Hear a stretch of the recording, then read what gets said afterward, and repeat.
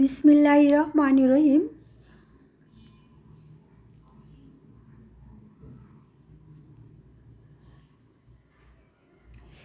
সকাল বা বিকাল আড্ডার নাস্তায় ফুলকপি মুসমুসে পাকোড়া, সাথে বানিয়েছি ধনিয়া পাতা ডিম দিয়ে মেয়োনিজ। আসসালামু আলাইকুম, আমি জেসিন স্বপ্না ঢাকা থেকে বলছি। জেসিন স্বপ্না ব্লগ থেকে সবাইকে আরেকবার স্বাগতম। কাছে এবং দূরে, দেশ ও দেশের বাইরে যে যেখান থেকে আমার ভিডিও দেখছেন, আশা করছি আল্লাহর রহমতে সবাই ভালো আছেন। আলহামদুলিল্লাহ, আমিও ভালো আছি। আমি আজকের ভিডিওটা শুরু করেছি ধনিয়া পাতা ও ডিম দিয়ে একটা সুন্দর মেয়োনিজ বানাবো। এখানে আমি পেঁয়াজ, কাঁচামরিচ, শুকনো মরিচটা খুব সুন্দর করে তেলে ভেজে নিচ্ছি। তারপরে আমি দিয়ে দিয়েছি একটা ডিম, আর সাথে দিয়েছি অনেকখানি ধনিয়া কুচি পাতা।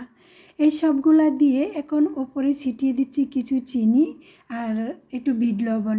আর এখন দিয়ে দিচ্ছি আমি টমেটো সস। তা আমি এখানে 2 রকমের সস ব্যবহার করছি।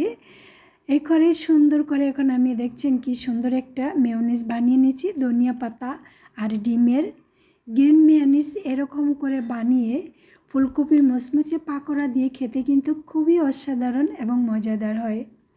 মেয়োনিজ খুব সুন্দর করে বানিয়ে আমি রেখে দিয়ে এখন আমি বানাবো ফুলকপির পাকোড়া। ফুলকপির পাকোড়া বানানোর জন্য এখানে আমি 1/2 কিলোর মতন বেসন নিয়েছি। আর বেসনটা নিয়েছি আমি বুটের বেসন। বুটের বেসনটা আমার কাছে সবথেকে ভালো লাগে খেতে এবং খুবই সুস্বাদু হয়। বুটের বেসন দিয়ে আপনি যেই কিছু বানাবেন। স্বাদ মতন দিয়েছি লবণ, আর কিছু দিয়ে দিয়েছি লঙ্কা, আর দিয়ে দিয়েছি হলুদের ফাঁকি।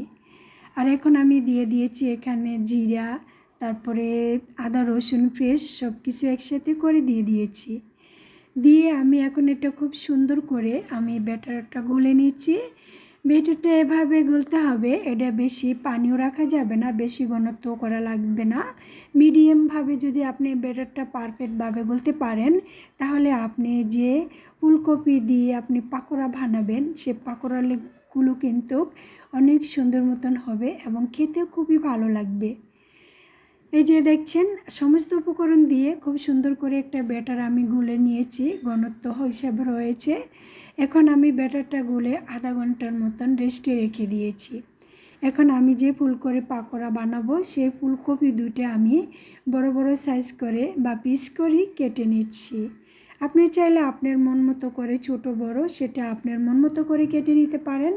তো আমার কাছে মনে হচ্ছে আমি যখন এটা সিদ্ধ করব বা তেলে দিব, তখন কিন্তু আমি যদি বড় করেও কাটি এটা কিন্তু ছোট হয়ে যাবে। তাই আমি বড় বড় পিস করে খুব সুন্দর করে পোকামাকড় দিয়ে কেটে নিচ্ছি। এই যে দেখছেন আমি সাইজটা এভাবে কেটে নিয়েছি। এবং যে ফুলকপির উপরে যে একটা ডাঁটা থাকে সেটাকে আমি 4-5টা করে ফালা দিয়ে নিয়েছি। এটা হয় কি এরকম করে ফালা দিয়ে নিলে খুব সুন্দর করে তাড়াতাড়ি সিদ্ধ হয়ে যাবে। আর এখন আমি এই যে দেখছেন গরম পানির ভিতরে ঢেলে দিয়েছি। তো এখানে আমি কিছু মরিচ ফাঁকি, কিছু লবণ, কিছু হলুদের ফাঁকি সব কিছু দিয়ে খুব সুন্দর মতন আমি এটা সিদ্ধ করে নিব, 90% কুক করে নিব।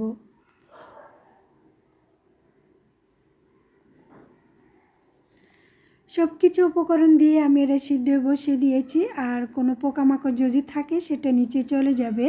আর আপনি যখন এটা উঠাবেন তখন কিন্তু আপনি দেখে শুনে একটা একটা করে খুব সুন্দর করে দেখে উঠিয়ে নেবেন। কারণ ফুলকপির ভিতরে গ্রিন কালারের পোকা থাকে, এটা আমরা কম বেশ সবাই জানি। তো আমরা কিন্তু খুব সুন্দর করে আমরা চেক করে নিব। তো আমার সিদ্ধ হয়ে গেছে। আমি কিন্তু বেশি সিদ্ধ করব না, ওই যে বলেছিলাম 90% কুক করে নিব। তো হয়ে গেছে। আমি একটা ছিদ্রযুক্ত চালনির ঢালাই নিয়ে নিচ্ছি যাতে নিচে পানিগুলো ঝরে যায়। আর পানিগুলো ঝরে গেলে যেটা এটা শুকানো একটা ভাব থাকবে, তখন কিন্তু আপনি বানাতে খুবই ভালো লাগবে। আর তেলের ভিতর দিলে কিন্তু ফুটাফুটি ছিটাছিটি কিছুই করবে না। আজকের আমার এই ভিডিও যদি তোমার কাছে ভালো লাগে প্লিজ একটা লাইক দিবে। আর আমার ভিডিও দেখতে দেখতে যদি কোনো অংশ তোমার ভালো লাগে, চাইলে আমার চ্যানেলটাকে সাবস্ক্রাইব করে পাশে থাকা বেল আইকন অন করে পাশে থেকে যেও, যাতে ভিডিও ছাড়া মাত্র নোটিফিকেশন তো আমার কাছে পৌঁছে যায়। আর তুমি যদি এই কাজটা অলরেডি করে থাকো, তোমাকে অসংখ্য ধন্যবাদ আমার অন্তরাল থেকে। এখানে আমি পরিমাণ মতন তেল দিয়েছি। আর ব্যাটারটা ফির একটু আবার করে ডিন করে গুলে নিয়ে এখন এক এক করে সমস্ত ফুলকপিগুলো মিশিয়ে আমি তেলে দিয়ে দিচ্ছি। তো আমার ফুলকপির পাকোড়াগুলো কিন্তু অসাধারণ হয়েছিল, দেখতে যেমন সুন্দর খেতে ঠিক তেমনই সুস্বাদু ও মজাদার হয়েছিল। আপনারা চাইলে আমার এই স্কিপ ফলো করে এভাবে বানিয়ে নিতে পারেন।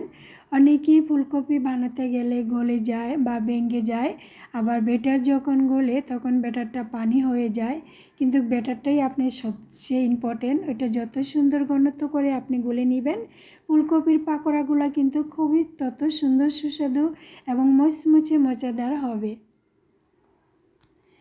এই যে আমি প্রথম এক টিপস দিয়ে দিয়েছি, তো এক টিপস আমার হয়ে গেছে। আমি এক এক করে তেল ঝরিয়ে উঠিয়ে নিয়েছি। নিত্যদিন প্রতিদিন এরকম নাস্তা সকাল বিকালে খেতে কার না ভালো লাগে, সবাই কম বেশি খাই এবং খাচ্ছি, আবার খেতে ভালো লাগে। কিন্তু আমরা একটা জিনিস সবসময় ভয় করি, অতিরিক্ত তেল খেলে আমাদের গ্যাস্ট্রিকের সমস্যা হতে পারে, সেই জন্য আর খাওয়া হয় না। আর এরকম মজার খাবার পেলে তো আর গ্যাস্ট্রিকের কথা মনে থাকে না। আর ওই যে আমি আমি ধনিয়া পাতা আর ডিম দিয়ে যে মেয়োনিজ বানিয়ে নিয়েছিলাম, এই তো আমি মেয়োনিজের সাথে আমি এই মচমচে ফুলকপির পাকোড়াটা পরিবেশন করছি। খেতে অসাধারণ ছিল, আর আমি এখন একটা খেয়ে আপনাদেরকে দেখিয়ে দেব। ওহ, কী যে অসাধারণ ছিল! আমি আর আব্দুর রহমানের বাবাই কিন্তু বাজার সাথে সাথে অনেকগুলোই খেয়ে নিয়েছি, আর এগুলো বেঁচে ছিল সেগুলোই আমি পরিবেশন করছি। দেখতে পারছেন ভিতরটা কি সুন্দর ফুলকো ফুলকো একদম ভাজা ভাজা হয়েছে। আর এই যে মেয়োনিজের সাথে ভরে আমি একটু খেয়ে আপনাদেরকে দেখাচ্ছি, অসাধারণ। আপনারা এইভাবে ফলো করে খেয়ে দেখতে পারেন, খুবই ভালো লাগবে। তো ইনশাল্লাহ আমার পরিবারকে নিয়ে আমার বিকেলের নাস্তায় সবার কাছ থেকে বিদায় নিচ্ছি। আল্লাহ হাফেজ, আসসালামু আলাইকুম।